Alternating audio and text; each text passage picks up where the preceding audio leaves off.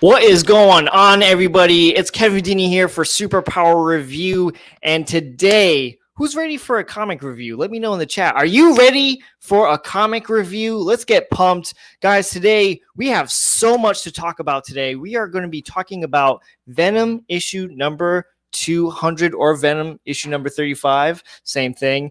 But guys, we have so much to talk about. Look how thick this book is. Okay, there's going to be a lot to talk about. I don't even know if we're even going to make it to the hour. We might go over an hour. I'm sure you don't mind. So guys, I am not alone today. Of course, I have my Symbiote Elite brothers with me. We have Joe in the house, OldManVenom. What's going on, man? How you doing? What's up, man? Glad to be back, dude. Get pumped! Let's go!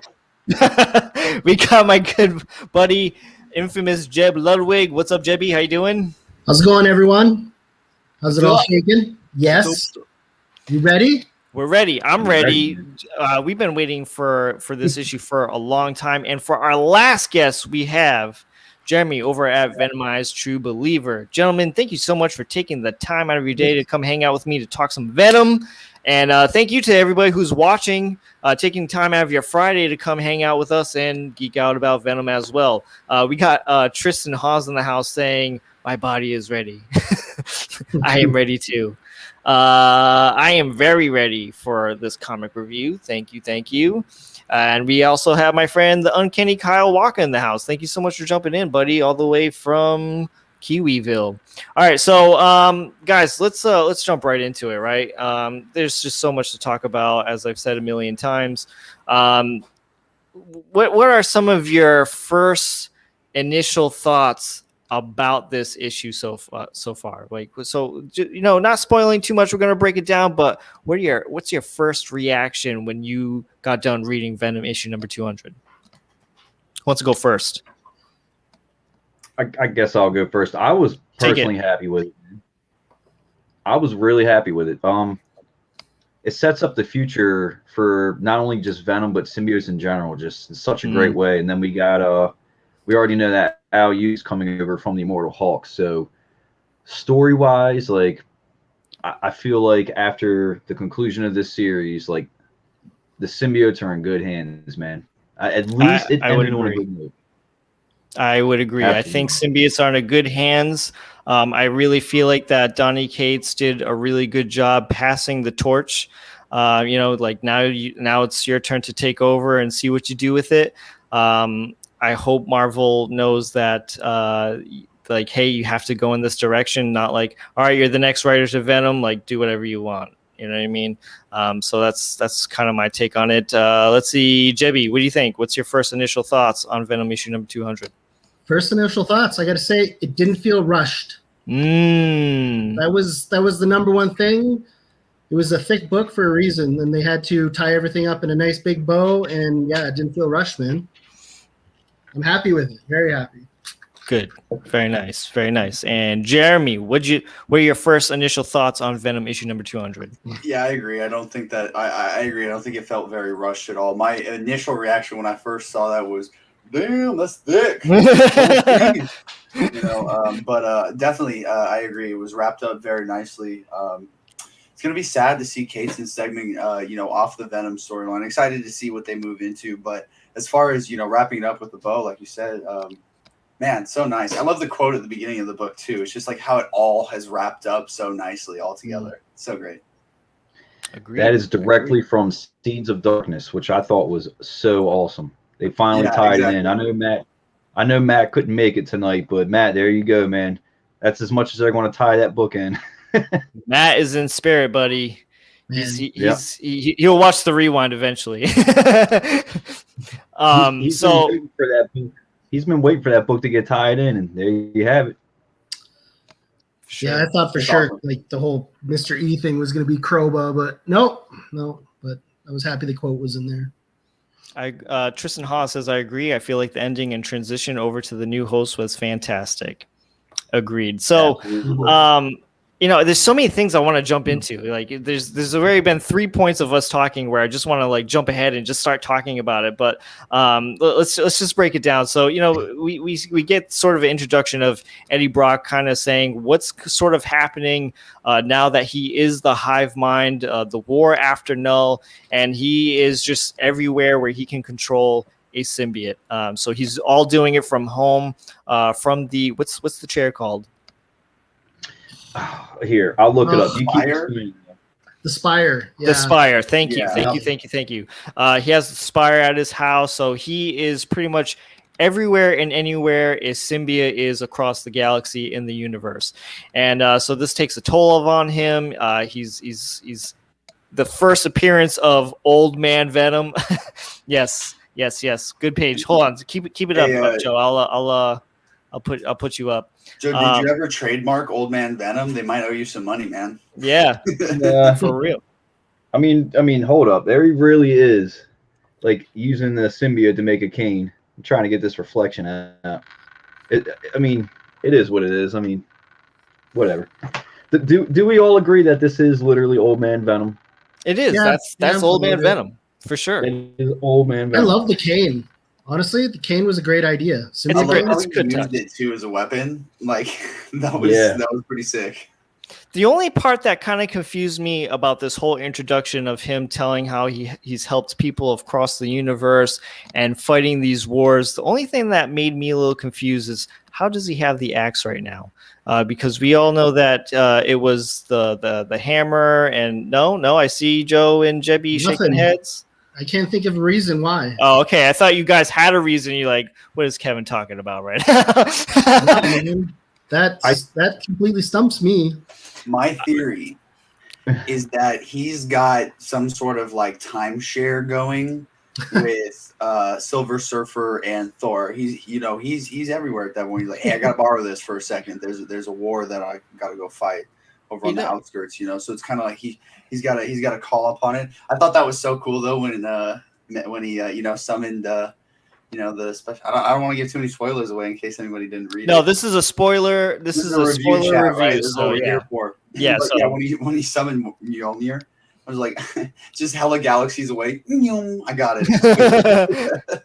I kind of like your theory because there's a time where he says he shakes Thor's hand for the war. Maybe there was a time where let me borrow Mjolnir for a hot second. I got this battle to fight. That axe was pretty badass. I need to have that again in my life. Need that for a quick minute. Yeah, that is a hilarious guess.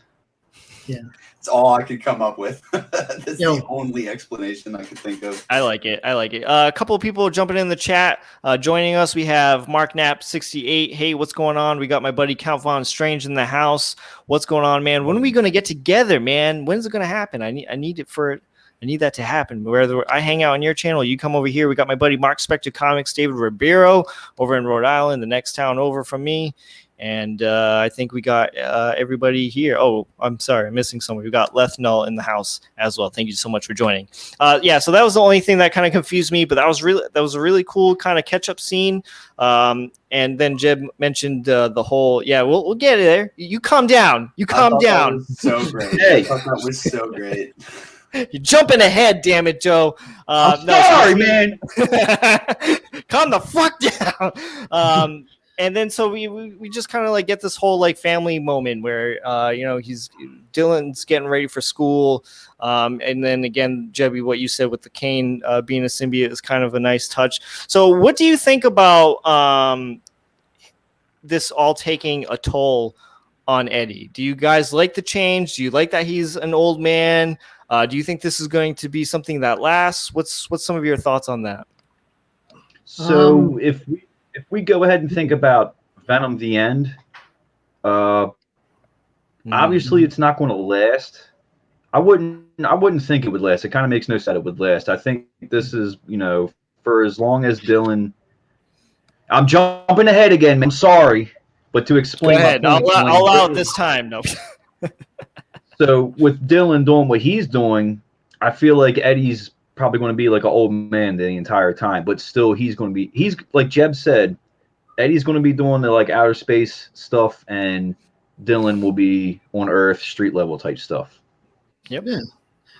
Which That would be I'm actually good really with. cool, yeah. I just don't understand the timeline. Like, how long after Null was this? Is this like, He said months. Yeah. like how many months? You know, I don't know, Was give or this a take year? 3 Didn't months, specify. 5 'Cause, months. man, there's not going to be much Eddie left. No. It's definitely been some time. I mean, I do Yeah. feel that when reading it, it definitely takes some time. I would say no more than 6 months, maybe. Jeremy, your thoughts on Eddie being old, and do you think it's going to be something that lasts for a little while? I thought Eddie, like, it makes sense. I think with Eddie getting older, I have a couple of questions just in that sense, just in terms of, okay, it's taking this toll on his body. How long can that keep up? Right. That's Right. obviously one of the That's what I'm questions saying. that I'm asking. You know, what's going to happen? Is he just going to wither away? And then what's going to? I like how it ended. We're going to get to that. You know, when we get to that, just in terms of the current situation with Eddie, I think is going to be a lot of fun. Just like whoever ends up, you know, taking on to that sort of a mindset or that sort of a story. But it's going to be a lot of fun to see that. I'm going to call it a team up. We'll call it a team up for now, but we'll get to it. Tristan Haas says sped up aging, and he also says, I'm thinking maybe the cosmic power he got kind of drained him. I just think it, I mean, he kind of he explains it pretty well. All right, you Yeah, I'm type in, typing the answer now. or you could just say it. Okay, yeah. So controlling all the symbiotes is what drains him, because for a god like Null, he was able to withstand it. But for a man, yeah, for a man like Eddie Brock, it takes its toll. But Eddie Brock is no god. Yeah, that can't be like a permanent thing. I think that's going to ride on for as long as Dylan rides on doing what he's doing. I kind of think Eddie Brock is a god, but that's just me. He was for a hot second. I mean, he pretty much is. He's doing all of the duties and the responsibilities as a god, but it's just taking a physical toll on him as a human. Yeah. Yeah. I think that they did a good job of like explaining it a little bit with that little banter between, you know, Spider-Man and Eddie in the diner. You know, when he's like, "Oh, you're omnipotent." No, actually, I'm omnipresent, right? You know, so yeah, explained it, or you know, the closest relation to it. So I think that explained it a little bit, like to the readers, helped explain it a little bit better in terms of, you know, what is this power that he's wielding, right? It's not necessarily like you know, a Jean Grey type power or something like that. Or anything on that level. It's a completely different sort of thing. He's just everywhere at once. And then, you know, bring in like symbiotes are everywhere now, right? You saw the kid who, well, it was some sort of terminal illness that he had, right? Yeah. And, you know, so we have like symbiotes showing up out of nowhere. We have these task force trying to round up symbiotes. So I see there's so many different ways that this story is going to just divulge into, beyond just like the Venom symbiote. So it's going to be really interesting to see where it goes for sure. It's really going to branch out. Yeah, it is. It's totally going to branch out. There's so many different stories that could have, we could have, you know, the Venom issue, of course, be with Dylan Brock. You could have meaningful, keyword here is meaningful tie-ins as Eddie Brock being in the storyline. And we could, of course, I think Flash, anti-agent Venom could have his own solo series. I mean, I would totally dig that. Finally. Yeah, absolutely. It needs to happen. It really does. All right, so jump ahead. We'll get to Joe's part where he was jumping the gun. We can now talk about Sleeper making a appearance in this book. Go ahead, talk about it. I know you can't wait. You're busting at the seams. Bro, Sleeper is still just a cat, and I thought for sure that since Dylan doesn't have his powers anymore, which he even brought up, that he's kind of pissed off at Eddie because now he no longer has any type of powers. So I kind of just assumed he's going to bond with Sleeper. But you thought I thought that for a second too. Sleeper's still a freaking cat, so I don't know what's going on with Sleeper. They've literally just kind of pushed him to the side. But he's practically a symbiote Garfield. I think Al is going to do something with Sleeper. Like, you know, I mean? that brings up a really good point. I think that might be exactly what's going on. Is you know, they set him up so like, hey, you have a sandbox with Sleeper to work with, going into it instead of more of like a direct path, like with Eddie and like Dylan and stuff like that. Maybe, I don't know. That's all theoretical, like maybe backseat conversation, that Cates was having. But I thought these panels were so funny when he just knocks the phone off of the, I don't just like a typical cat, like a cat thing to do. Exactly. I thought that was a little funny, something to fall. Yeah. Hey, Spider-Man called. Get this thing away from me. I don't work for you. Okay. We have a question from Tristan Hawes. You guys think Life Foundation going to play a big part again? I don't know, and if they do, I don't really care to see it. Yeah. No, it's going to be all about the jury. No, I think it's going to be, everything's going to be through Alchemix now. The company or whatever, because they're the one who are producing the Guardsmen. That makes sense. Yeah. Tristan Hawes 100% shouldn't have. I love Sleeper SM. Really hoping big things are brewing. Yeah. So when I was reading it, I was like, oh, here's the time, right? This is going to be the time where he's going to maybe possibly be, he's going to bond with the Sleeper. But then for a hot second, I was like, oh, wait, I know that he's already going to be Venom. I already know this. Why am I second guessing everything? I already know what's going to happen even before I read this. So I don't know. I mean, this whole comic book too, like with seeing Sleeper, I'm like, dude, get Sleeper out of here. I'm sorry. I'm just so done with Sleeper. I think he's a lame ass symbiote. He hasn't done jack shit. When he bonded with Brock, he was cool for a second. Like, all right, this is a cool symbiote. This is a cool new symbiote. I can dig this. He hasn't done a damn thing. The wolf thing was cool. Yeah. When he became a big wolf and attacked Hybrid, I thought that was sweet. Yeah, that's right. He's just like a protector. It was cool for a hot second, and then he started becoming lame. It's like Sleeper. Where were you when Null was taking over the world, dude? What were you doing? He's just being a fat cat. He was being Garfield, dude. He was just being a terrible nanny. All right, continuing on. There's a time where Dylan and Venom are Venom is accompanying Dylan to school, and there's sort of a heartfelt moment where he's talking about what's your name? Like, I know when you and Dad are together, you're Venom. Like, what are we? And so we get some a little bit of evidence here about like when Null shunned him, and he has a hard time of expressing his name or thoughts through vocal cords that we do not have. So we couldn't even understand it or even pronounce it. What did you guys think about this part? We'll go with Jeb first because Joe has been going first. He's being a hog. Honestly, do I care if Venom has a name? Not really. Just because, I don't know. When they went that route, I was like, oh, okay. They're not going to set anything in stone doing it this way, and no one's they can do whatever next time. You know what I mean? Like, nothing was just like, and this is Venom's name forever, and that's the history books, people. Yeah. You know what I mean? I got you. I got you. Jeremy? I thought it was cool. I thought it was a cool little moment in the book. I think it gave us a little bit more personality with the Venom symbiote itself, right? Because to your point, Jeb, like, it's not written in stone, like all this sort of stuff, right? We get this concept, right, of Venom getting more of his own character, of his own development, versus like he is something that is bonded to Eddie or to Thompson or to et cetera, et cetera.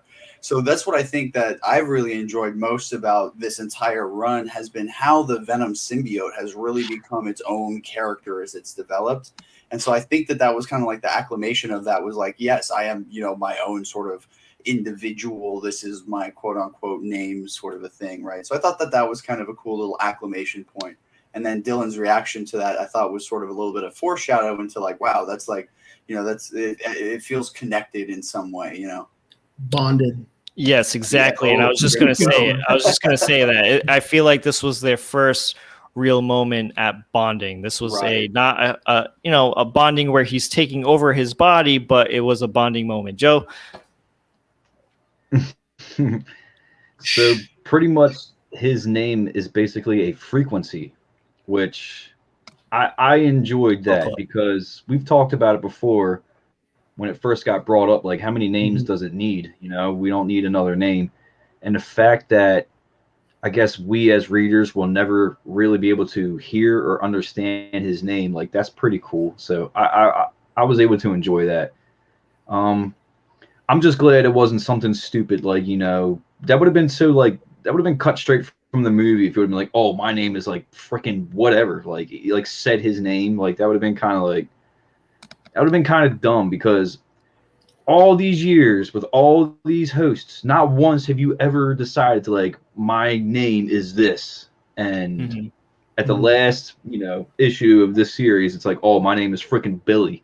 This whole time, my name's been Billy. I wish he was Billy now. All of a sudden, he just goes, "Oh yeah, dude, I'm Groot." It would have just been dumb. Like somebody, he's like Mephisto. Eddie Flash or we somebody. finally got the Mephisto appearance.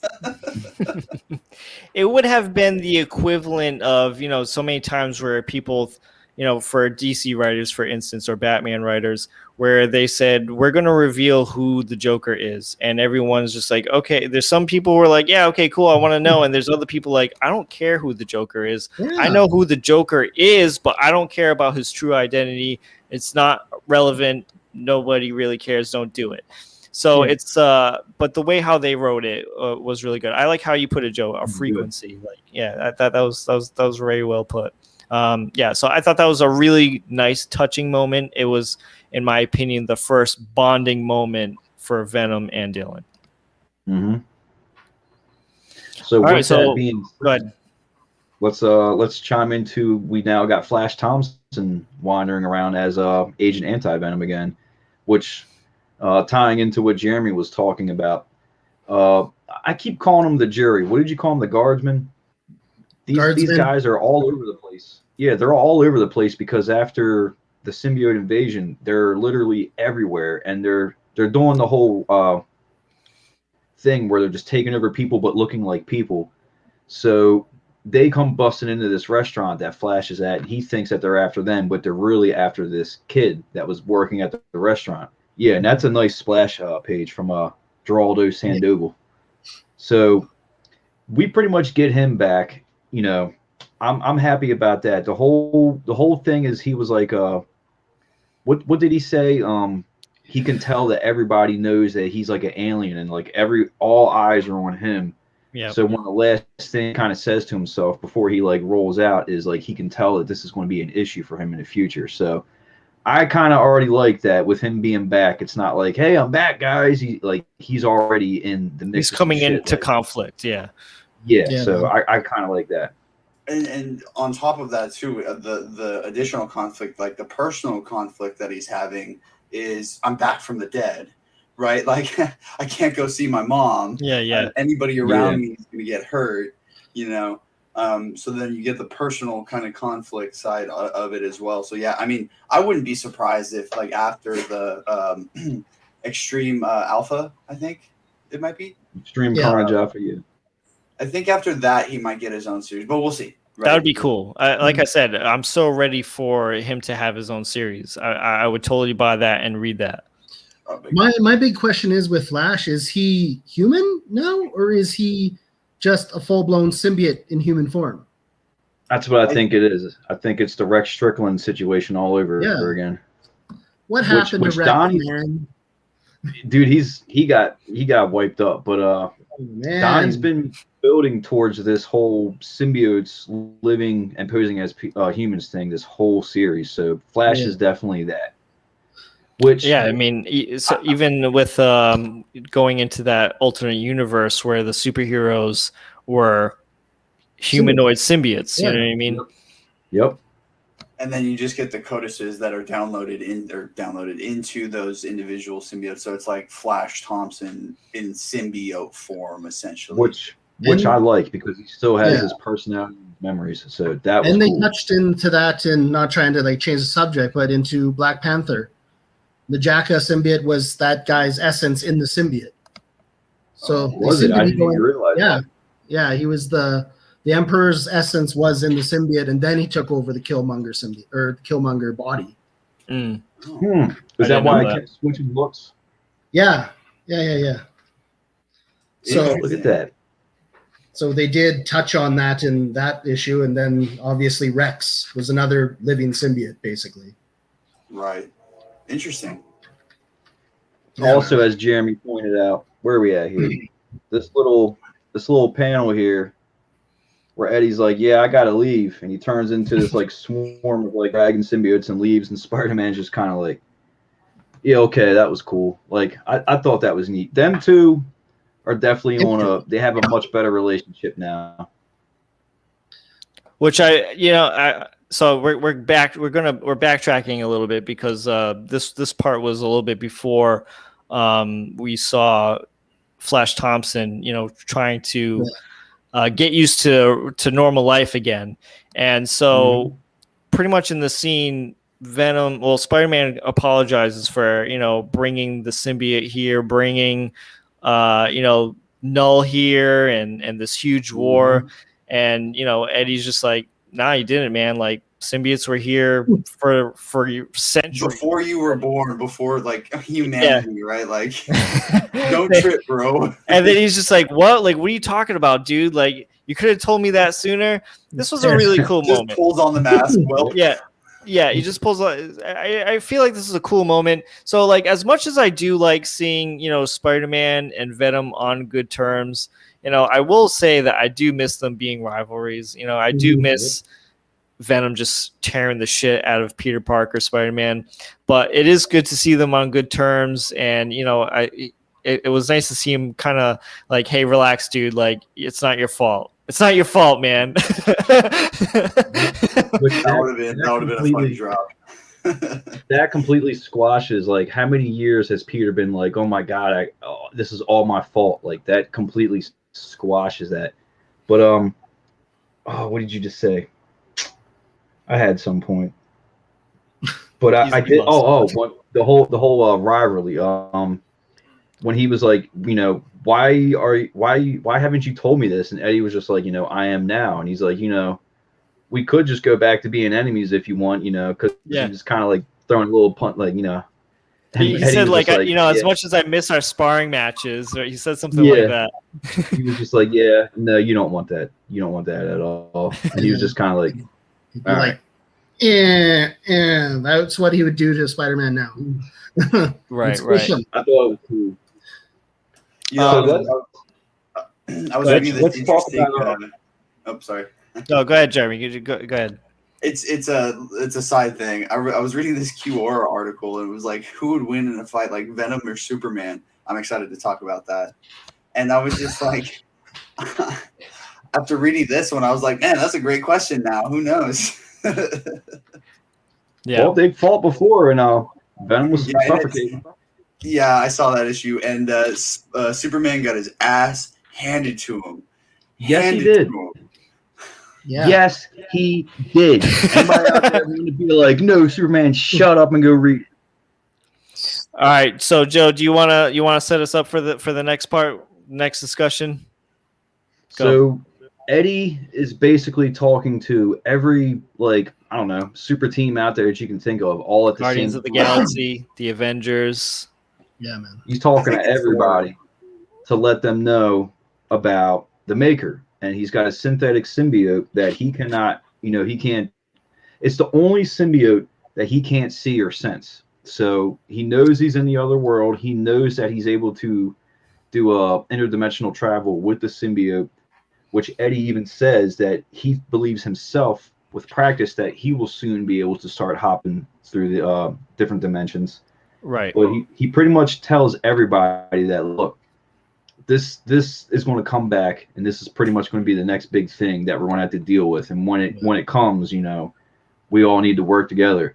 And then right then and there, for the second time, Captain America offers to make him an Avenger, which he has to turn down because of this whole God thing that he's got going on. Like, he's all over the place at once. He can't do it. But who does he suggest? Dylan. Nobody. Our boy Come on, guys. Flash. Our boy Flash. Oh, Jeb- Flash. wait, Yeah. hold on. Okay, so you took it. Well, you guys Come on.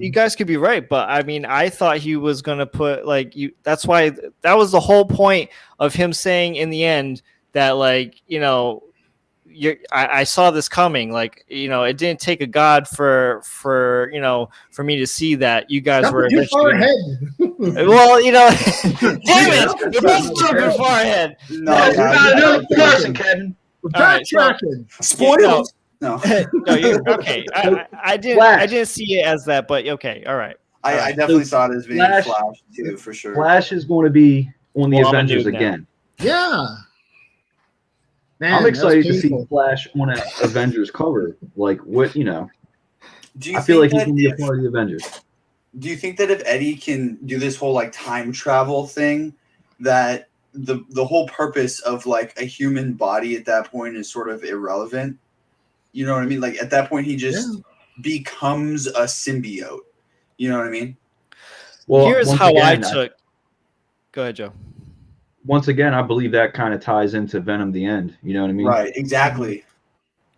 Here's how I took the whole thing. He said, he says something like, I might be able to, I can see memories and I can maybe use this as time travel, right? He says something along those lines. I didn't see it as sort of like a story buildup. I saw it as more of like, if we mess this up, we can always go back in time. You know what I mean? Like, if nobody likes what we're doing in the future, that's exactly how I saw it. I just saw it as like, if we mess this up, if someone messes up what Donny Cates has set for us up, we can just go back in time, erase everything. Dylan never happens. Noah's irrelevant. Eddie Brock is just back to being the normal Venom lethal protector. He's just back to square one. That's how I saw it. Just the reset button. Reset button. Yeah. I mean, okay, so like how many – just think about it in comic books, okay? How many times has the X-Men are infamous for this. How many times have they gone back in time and everything just gets reset to back to square one, and it's just like, okay, like what just happened? So that means all these comics that I just bought and read are completely useless. So like, I just feel like that was a way of them to kind of like, hey, if we have to bounce out of this, if sales bomb, we just reboot, guys. We'll just pull a Sony. We'll reboot it. like a almost like a safety precaution. Yeah. That's how I took it. Interesting take. No, that's for sure an interesting take. Yeah, I didn't even think about it like that, but yeah, that makes sense. It makes Guys, a lot of fucked sense. up. Go back. So what do you think, Jeb? What do you think, Jeb, about your situation? I don't know, man. Everything's like up in the air right now. Like now he's limitless. Eddie's limitless. He can do whatever he wants, basically. I just don't see him staying a good guy with that much power for that long. Maybe. That's a good point. He could go crazy. You kind of broke up, Joe. What was the question? I mean, I know Jeb answered it, but what was the question? I was just asking him what he thinks about the Maker situation. Oh, okay. In the Maker situation, like I'm excited for it. I mean, we've been waiting since issue 26 when he got the ultimate symbiote in the first place, and then it was like nothing, just dropped off, and I was just like, and then I feel like he was meant to be the next thing after Null, and if Donnie were to stick around, that would probably be what the next huge buildup would be, was to the Maker, essentially the Ultimate Venom versus New God Venom. Yeah, man. I'm hoping because you know Maker's going to go for that power. Mm-hmm. Oh yeah, like that's the story right there. Like he's going to come after Eddie. He's going to go for that power, and not a hell of a lot of them can stop him because he's ubered himself so much. He is the Ultimate Maker. I was laughing so hard when I was reading through these panels right here. Because, so it's basically like it jumps from conversation to conversation with the different super teams, right? And it's like, I think something is coming, right? Where it's going through that whole process. And so I'm sitting there, I'm like, Dude, it's gonna be the Council of Ricks. Watch, like Rick and Morty reference. And then he goes and said, "Oh, the Council of Reeds." I busted up laughing. So close. I almost guessed it. That's the second Rick and Morty reference. Somebody said something to me earlier today about how Rick and Morty's been ripping off Venom or something like that. I was just like, no, the show was definitely first. Oh yeah, no, for sure. Right? Sorry, I think guys, it's safe I'm to just, say that Donnie Cates likes Rick and Morty as well as Game of Thrones. I mean, I think Ryan Stegman talked about Rick and Morty a few times as well. So, I mean, I do think they're all pretty much into it. So if do you guys want to talk about the scene where Dylan meets up with the bully? Do you think Yes, that's I yeah? do. Okay, all right, talk about it. Go ahead. So the best thing about it is, number one, we get to see that Dylan still has that rage inside him, which going on to the end of the book, like that's such a good thing because I'm expecting such great things with Dylan. But his bully, see, they paid homage to Todd McFarlane. The bully's last name is McFarlane, which I thought was spectacular. So it was kind of interesting because I feel like I don't think Eddie was really bullied too much, or maybe he was here and there, but like to see Dylan, him being bullied, it kind of reminded me of Peter. You know what I mean? Because Peter was always getting bullied. Yeah, it really looks like a Flash Thompson and a Peter Parker scene. 100%. That's what they're going for. Oh yeah, and I definitely felt that. And at the same time, once again, it was almost like the good son because Dylan could go one of two ways with this. He could go hero or he could go completely wild, and he pretty much daydreams beating that bully damn near to death and then stabbing him with some glass that he smashed him through. So he you know what I mean? Like that's need therapy. And the interesting thing that I found was during that whole time, who was like the one saying stop? You know what I mean? Because it wasn't like symbiote. Was it the symbiote or was it his conscience? Because he didn't have a symbiote at that time. He didn't have the symbiote, and I think it was his conscience. I think it was him being like, "Don't do it." So he's fighting, right? He's fighting that path of like hero or villain, And so I think he's going to end up like mass vigilante type stuff, right? But like it shows Venom chained up to the bike rack. I don't know if he's chained or anything like that, but up on the bike rack, and then the text in the yellow and like the yellow boxes compared to the white boxes. That's new. I was thinking that reminds me of, I think, when Spider-Man talks, if I'm not, or when Spider-Man's thinking, but I could be wrong in previous references. So it kind of brought me back to this sort of a idea of exactly what you were saying, Joe, which is like, it could go either way, dude, villain or hero with this one. And then, of course, the ending of the book really makes it an interesting concept. It's pretty close to history repeating itself. Yeah. Exactly. And that was a very interesting thing because of the quote at the beginning of the book, right? It's all very well woven together, I think. Like for me, I feel like Dylan has got such a support group. I mean, he could go to anybody now. He can go to the Avengers. He can go to Uncle Peter. He can go to his dad, or he can go to Flash. Man, he's got some positive reinforcement to like make sure he goes the right direction. I thought that was like one of the best like parts was when maybe it wasn't this issue. No, it was before. Dang it. It was from King in Black. It wasn't for this issue. But when Spider-Man like sat Dylan down and said like, look, dude, you have a choice.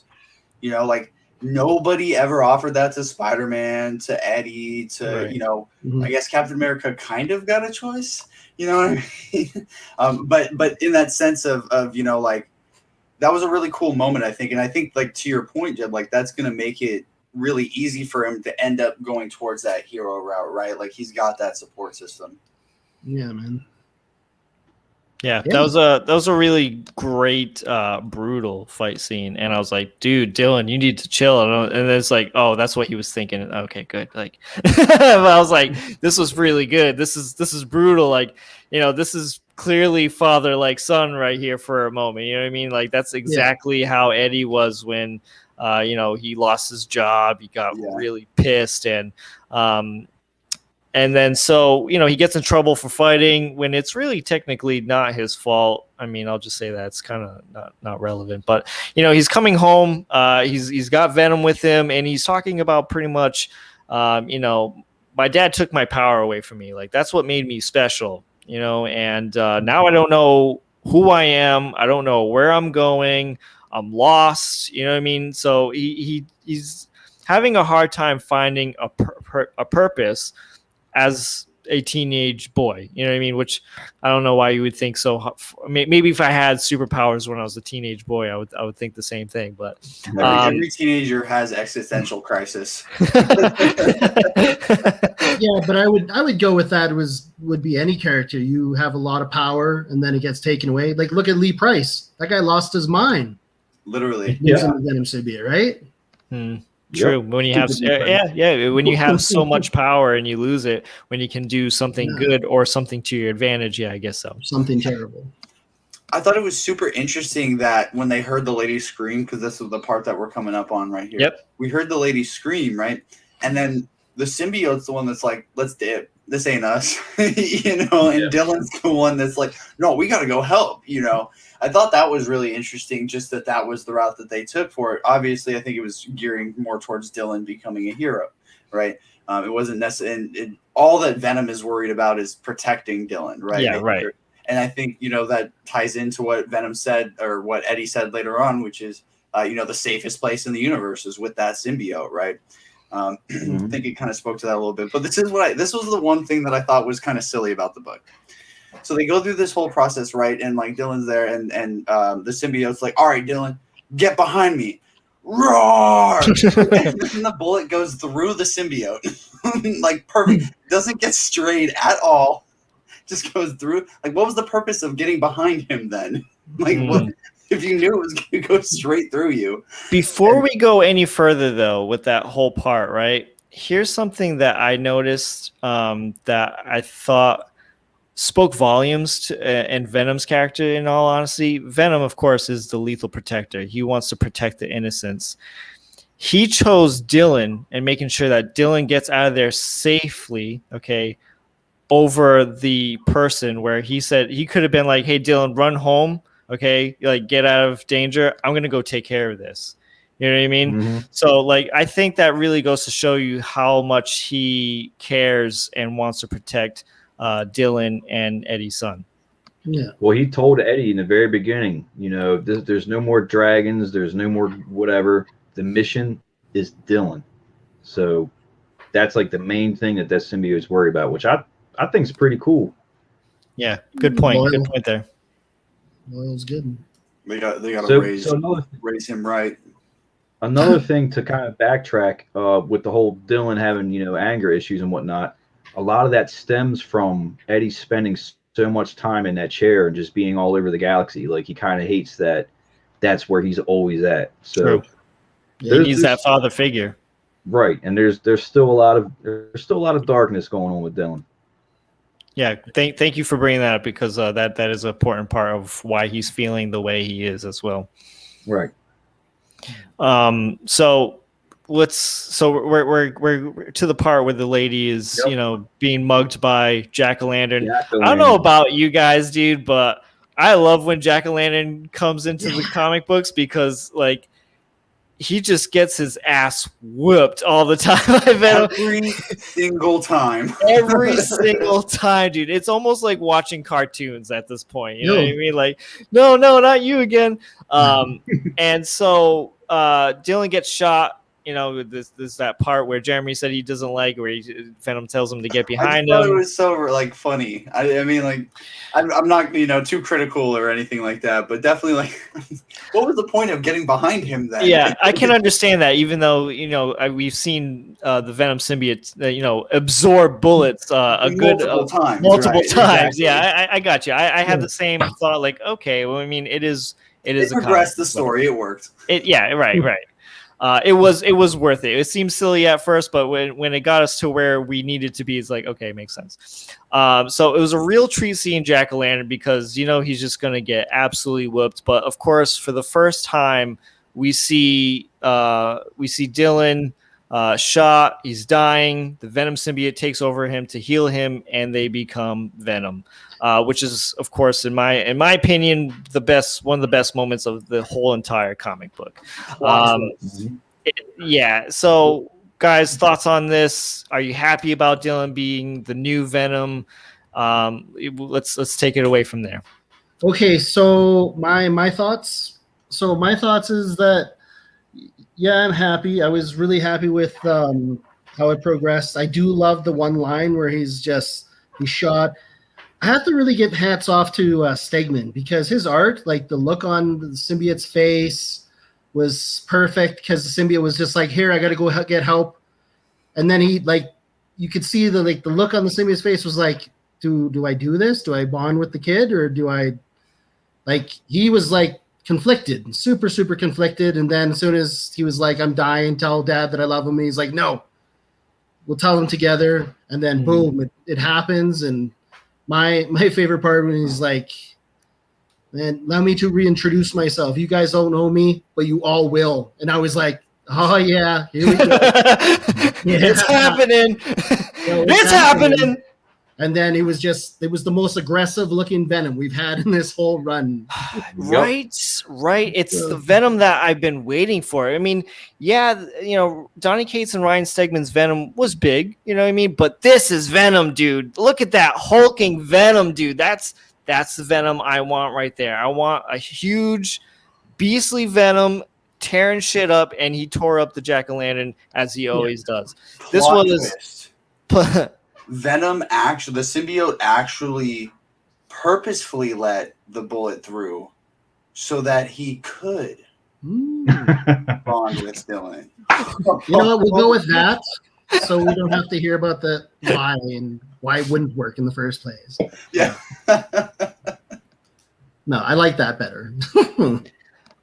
So I'll be the first one to say that, knowing that this happened and knowing that this was going to happen, I'm ready for this change. I really am. I really love everything. I love where this is going. You know what I mean? So this is almost sort of like a Batman Beyond moment where Eddie Brock is old and he's going to train Dylan how to use the symbiote, and he's going to go on these certain missions and he's going to train and stuff. So that's how I sort of took it at first. Other besides design, there's nothing too much different other besides that he has chains. And this was a really great part because I really feel like this was also a homage, because I know Donny Cates and Ryan Stegman are Todd McFarlane fans. I know they talk about Spawn. So I feel like that the chains is an homage to Todd McFarlane and Spawn as well, to one of their favorite anti-heroes. And then also on top of that, Dylan mentions how he used to read comics, right? Yes. And those characters always had chains. So I read something, I can't remember where it was from. I think it might have been on Professor Comics channel on Instagram. But it was supposedly that is like the homage right there, right, to Spawn is him saying, like, yeah, I read Spawn comics when I was a kid, right? Yeah. I mean, you can pretty much read it like the way you just said it. Like, I used to read Spawn comics as a kid. Like, you could almost read it just exactly. That. You know what I mean? So go ahead, Joe. When Todd McFarlane had Stan Lee help him create Overt Kill, he put chains on him, and Stan Lee said something about the chains, and Todd McFarlane said, yeah, kids love chains. And that is exactly what it is, because I think Dylan pretty much says the same thing. Like, yeah, I love chains. Like, Jeremy, awesome. put up the picture of Venom again, because there's more going on there than probably anyone's just reading into. The symbol. Joe probably saw it. The symbol. The symbol's the dragon symbol. Oh, yep. Okay. So it's completely I didn't different. notice that. The symbol's the dragon symbol. Good catch. I didn't catch that. Also, right there, I do believe Dylan just killed Jack-o'-lantern. Yeah, he did. He did? If that's the direction that this is going in, I'm for it, baby! I'm for it! That's not the real Jack-o'-lantern anyways. That's like... No, it's not, but still, it's the same one from the beginning.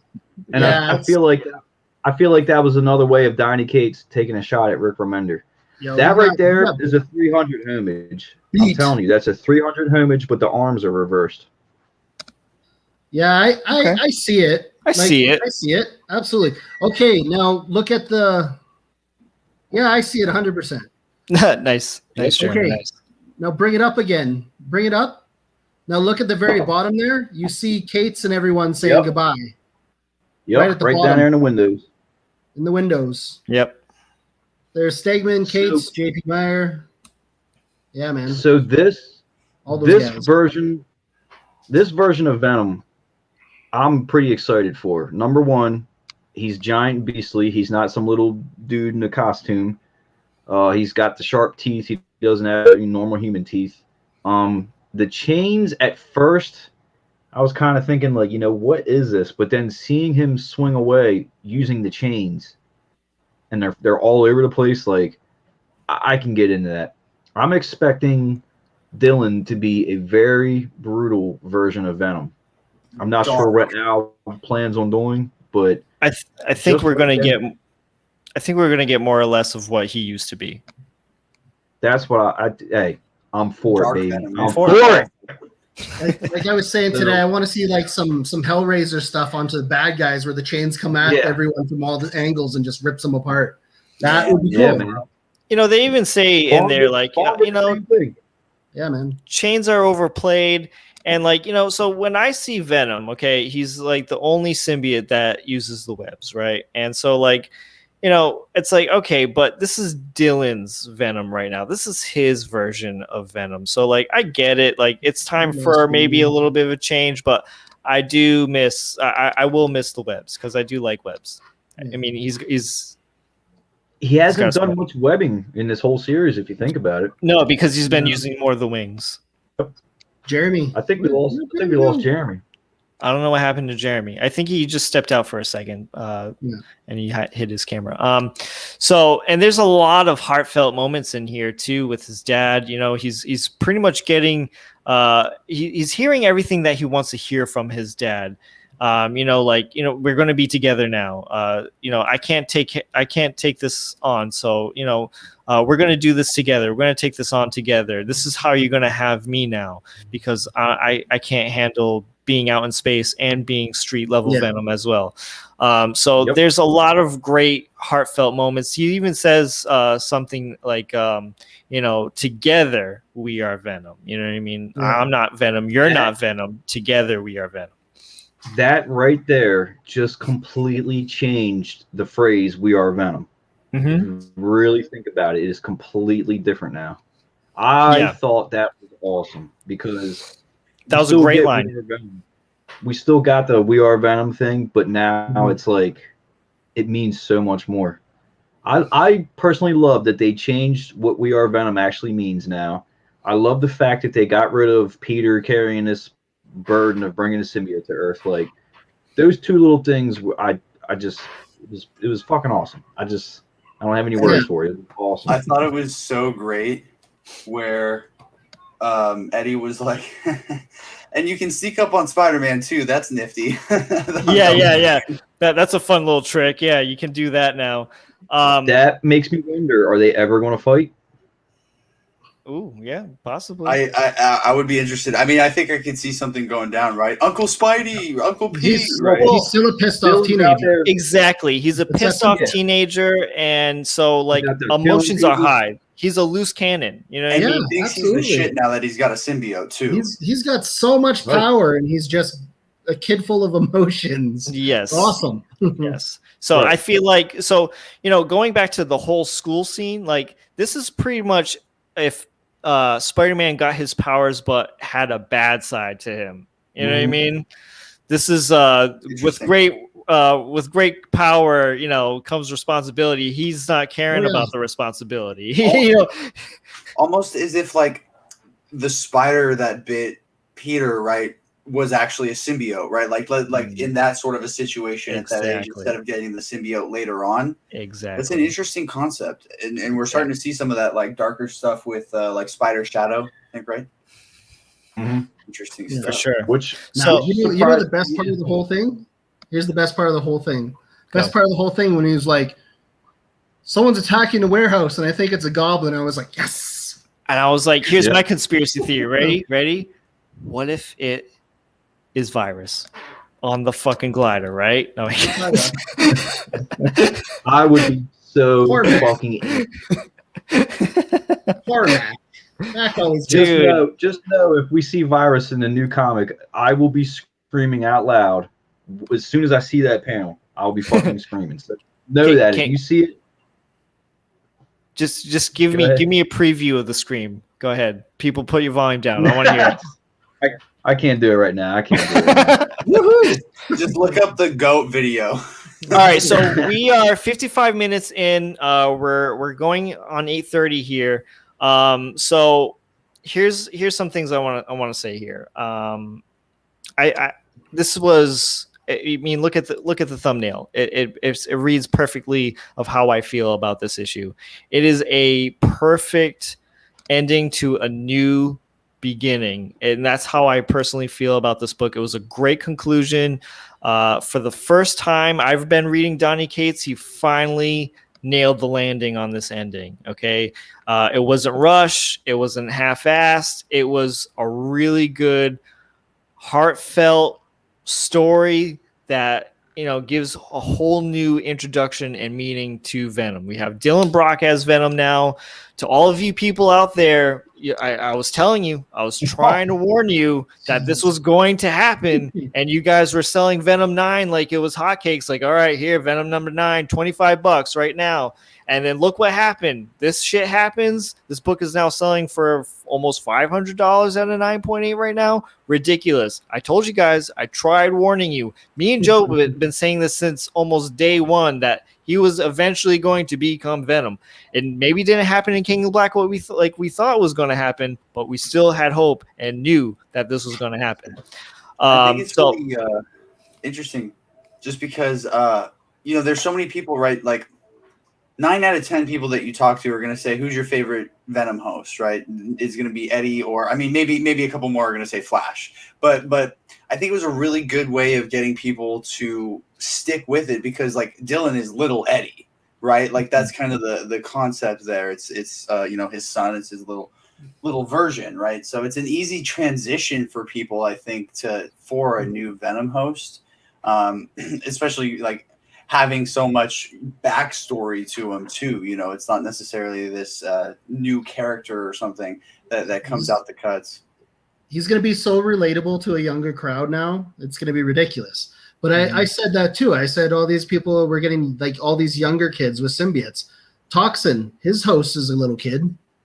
We got like, well, Eduardo. who knows if Normie will, break in there. And Eduardo. No one cares about Eduardo. I care about Eduardo. Symbiote. Symbiote, he doesn't know what he's doing, people. Red Goblin, Red Death. We definitely talked about this, about the whole theme of kids having symbiotes, and it's definitely a thing now. Yeah, and I think, you guys just brought up Red Goblin. This could be where they set that whole thing up, where Dylan is with this Venom suit, and Normie's going back to bad. He still has that little piece of Carnage symbiote in him. We and this is another thing that Joe and I had said, like, this is the future of Venom and Carnage right here. It's these two boys. You know what I mean? Yeah. Which is nuts to see it come to fruition. Especially that's why Extreme Carnage is going to be so interesting. Just like, how does the Carnage symbiote function without Cletus? And did Cletus's mind go into the symbiote? Then he doesn't need the body anymore. Yeah, I think that's exactly what it is. It's the whole Rex Strickland thing, and whatever Noel did to the Carnage symbiote, it's.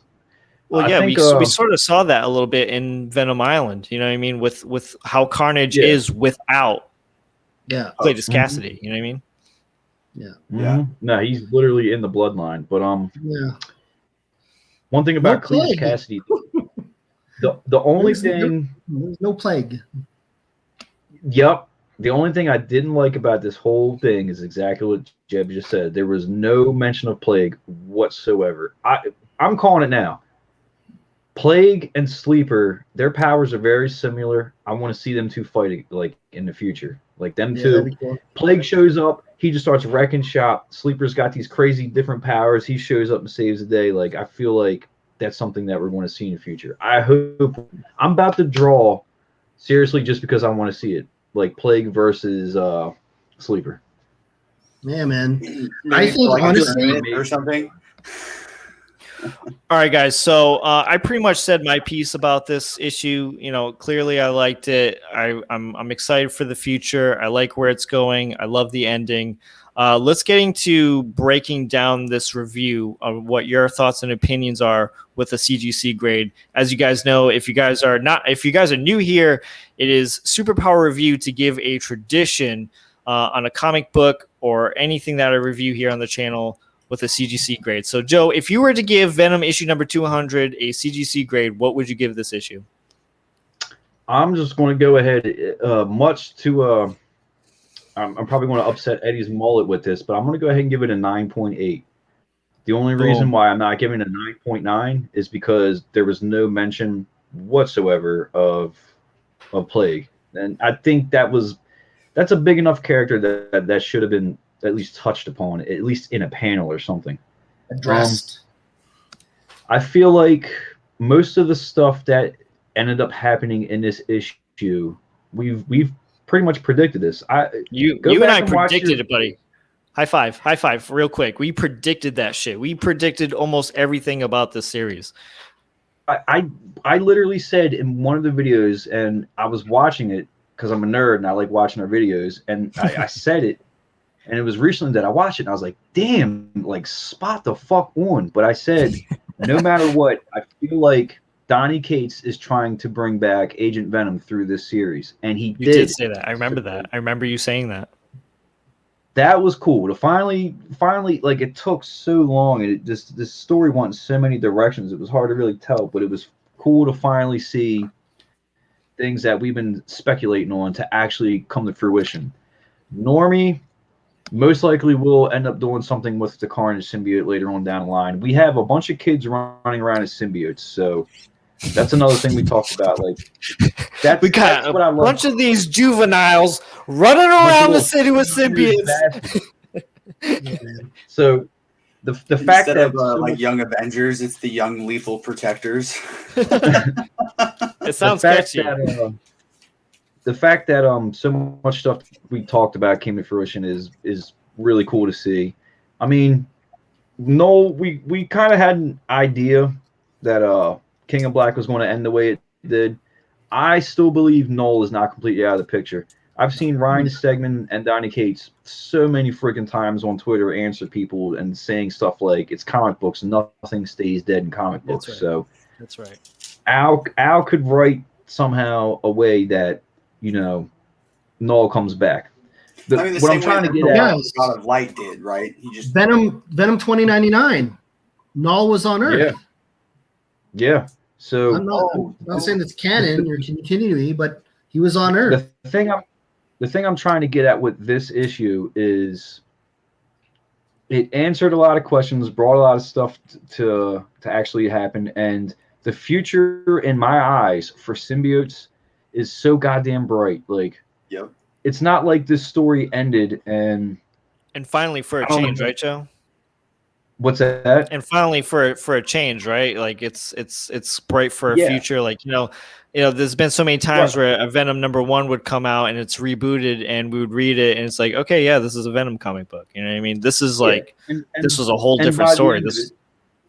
And by the end of those stories, we lose symbiotes. Venom's gone. Fucking Toxin's gone. By the end of this one, both of those ones are back. We got Plague. We got so much other stuff going on. Like, the whole Extreme Carnage thing, you know, I'm not going to say exactly what, but we're supposed to be getting another symbiote through that storyline. So there's just so much symbiotic stuff going on right now, and I couldn't be happier because, I mean, it's all good.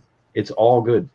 Symbiotes equal I know cash. Eddie Mullet keeps saying what he's saying, but I think even with Donnie being the way he is, you know, the rock star of comic books, like, he did a good job, man. Personally, to me, he did a good job. This could have look at the way Agent Venom ended. It could have went that route. It did. Yeah. This went out on a bang. The thing is too that And we got Old Man Venom. Good to be up here. Yeah. I believe that Donny Cates so far, in my opinion, has written Venom the best, and has given this character who was maybe a D-class character in Marvel. He's horse. Well, it's horse. Well, hold on. To other people's eyes, okay, to other people's opinions, okay. I would not consider him that, okay. But no one took Venom seriously until this series happened. We saw how many people jumped on this series when everything started getting hot, and when Donny Cates pretty much touches everything, it turns into gold. You know what I mean? I think that's an interesting point. I think that's a really interesting point because we're getting into the business side of things, but Venom was never a cash grab for. It became a cash grab, but it only became a cash grab through Spider-Man. Like that, it was always related to Spider-Man. It spun off into its own thing, but some way, shape, or form, it always came back to Spider-Man. And then in this issue, you got sort of the handoff, the send-off from Spider-Man. That's sort of like oh shit, you're way more powerful than I am. You know what I mean? So I thought that was really cool. It's like finally disconnected from Spider-Man. It's finally not rivals or anything like that. And there's a complete sort of individual sort of character to it, and raising it into those same levels as Spider-Man, as a quote-unquote cash grab, right, for Marvel. But interesting. I think that's why they went with the dragon emblem instead of the spider emblem too. Yeah, that was a good catch, because I didn't see that at first. All right, great catch. I'm giving it a CGC 9.8. Joe gave it a CGC 9.8. Jeremy, what would you give Venom issue number 200?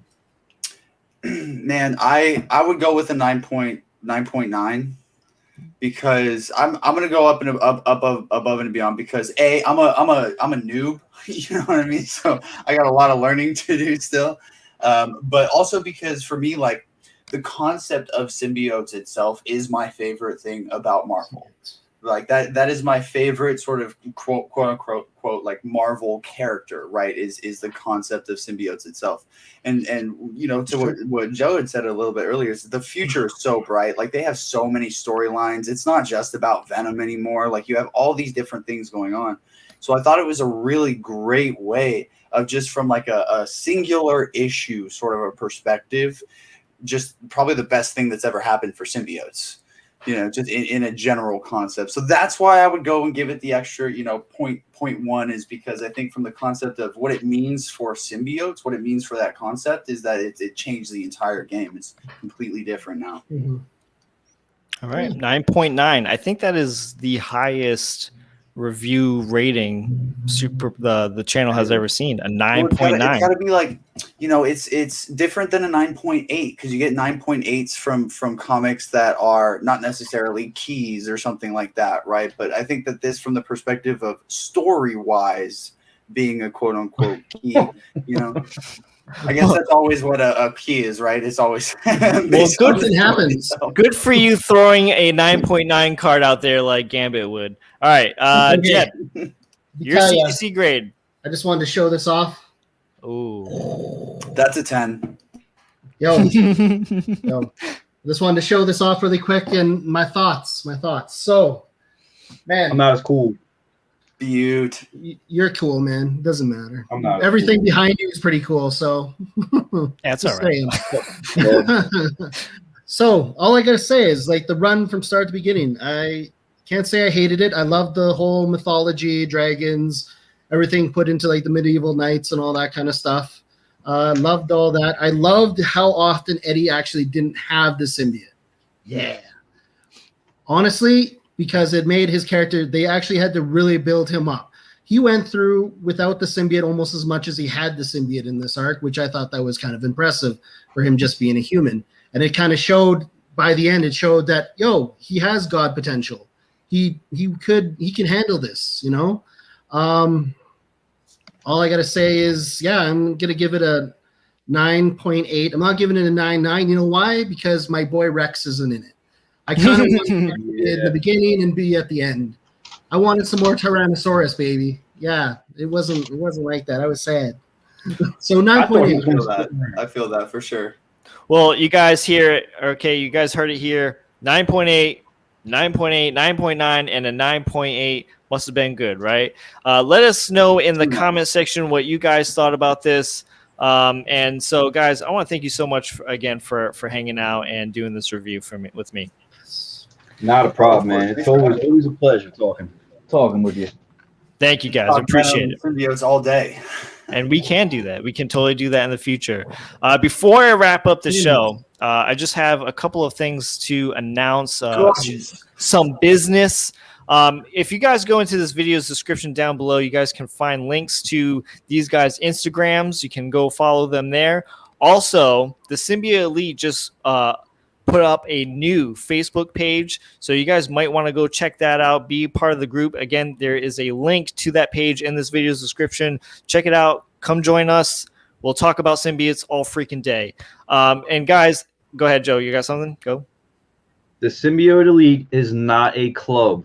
It is a lifestyle. No. Okay. Go ahead. All right. Just clarification there. That was a good quote. So there you go. There you guys have it. Follow these gentlemen on Instagram. Go like and join into the Symbiote Elite one more time. Okay, if you guys are watching on your way out, please smash that like button. Click on that subscribe button. If you're new here to the channel, I do comic reviews, statue reviews, comic hauls, comic unboxings, and I also record in a studio. Super professional. This is not the studio, by the way, if you could, in case you couldn't tell. I was going to ask, actually. Also does birthdays. And also, I also do birthdays. Yeah, in my party suit. Also, tomorrow, if you guys subscribe to the channel, be on the lookout for 12 p.m. Eastern Standard Time, because I'm going to be unboxing a massive Grail. It's the most expensive comic I have ever purchased. So check that out. So, guys, that's going to do it for today's review. Thank you so much for watching. I'm Kevin Vidini for Superpower Review, and I'll see you guys next time. Say bye, boys.